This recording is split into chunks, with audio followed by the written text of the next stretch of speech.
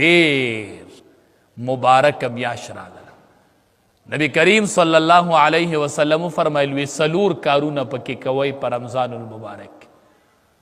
دو کارونه الله وی ستاسو د پاره دی او دو کارونه ما د پاره.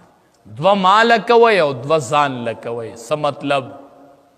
وی لا اله الا الله پکې ډیر وای، لا اله الا الله پکې ډیر وای، استغفار پکې ډیر وای. دا دو کارونه کوي. لا اله الا الله وای، استغفار ډیر غواړي او د الله نه جنت غواړي او د جهنم نه پناه غواړي. جنت غواړي او د جهنم نه پناه غواړي. دې میاشت کې الله د جهنم نه خلاصي نصیب کوي. نو ډیره مبارک او قیمتي میاشت تر باندې رالاله. نبی کریم صلی الله علیه وسلم